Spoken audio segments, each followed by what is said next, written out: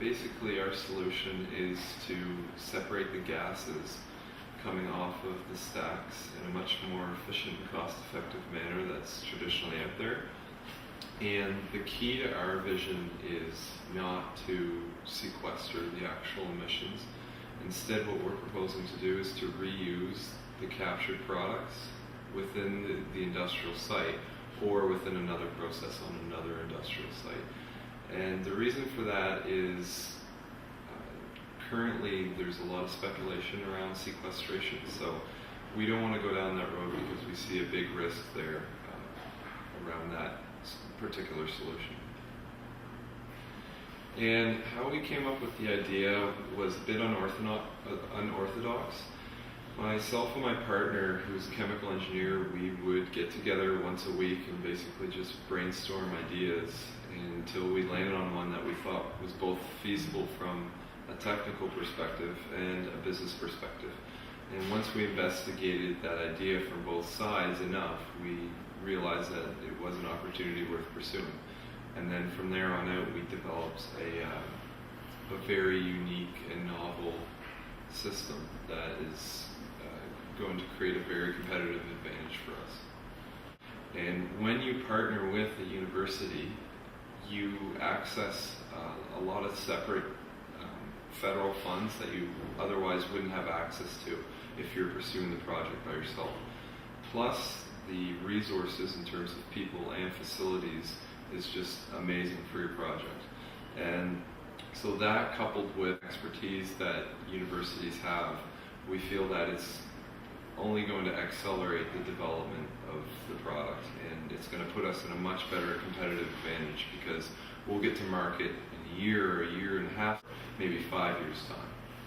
The product side, which I just explained, but now what we've done is we've developed a service which we call Innovex Pulse. And Pulse signifies a company thinking about its core vitals and the key indicators of that company from an environmental, social, and economic perspective.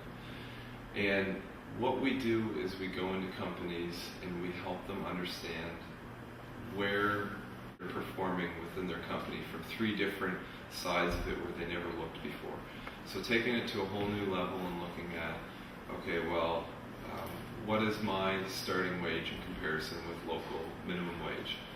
How do I contribute to the community? What percentage of my profits go to other membership organizations or to help out others in different countries?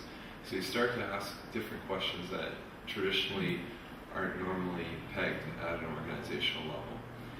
And the way that fits in with the product strategy is that as we begin to retain earnings from the consulting practice, we'll allocate some of that over to support the product side of our company.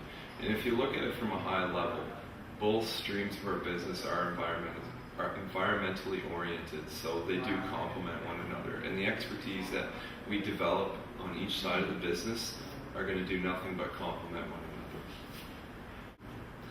Well, we receive significant funding through organizations like the Canadian Youth Business Foundation, through ACOA. We've got tons of support through NSERC, and on top of that, we've got amazing support from every major business leader in New Brunswick.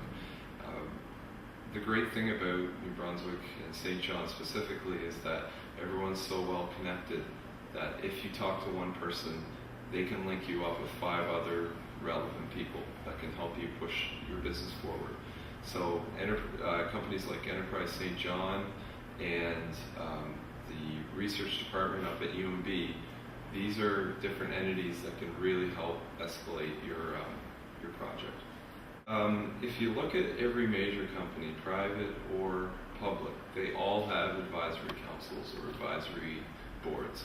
And even some of the most notorious companies that are in business, they always have a separate advisory panel than their official board of directors. And that's because these are the type of people that will go out of their way and meet with you during the week at any given time and give you the support that you really need to make other decisions than just your typical financial and HR ones. they'll help you out with things like leadership skills, with managerial skills. So you get to answer a lot of different questions that aren't typically answered in an official board of directors meeting. And that is, if you look at our progression so far, I would say 15 to 20% of it has come from our advisory panel, just because the amount of knowledge and expertise that they inject in the direction of our company. So for any other future companies, I would absolutely stress that they put together an advisory panel. Well, raising money is absolutely difficult. There's no doubt about that.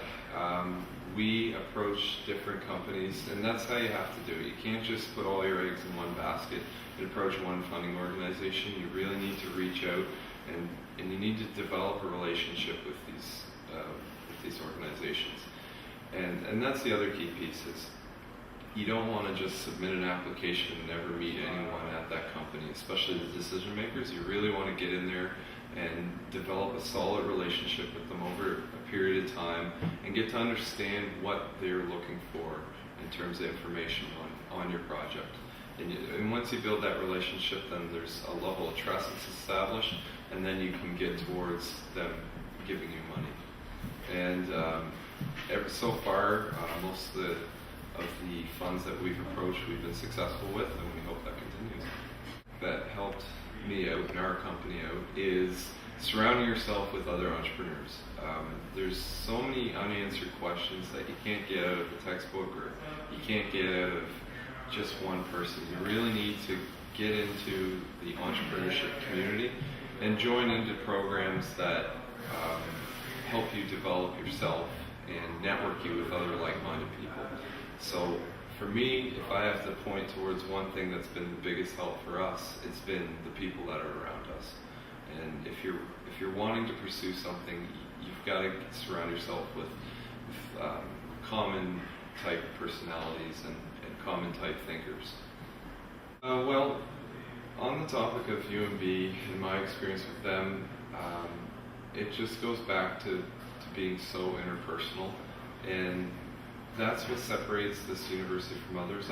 I've been to 2 other universities, and UMB is so great because you can actually approach a professor outside of class hours and office hours, and they can really help you out, and they really go out of their way to connect you with the people that you need, put you in contact with decision makers and resource administrators, and they really go out of their way to make sure that if you're trying to accomplish something, that they can surround you with the people and the resources needed to get that done.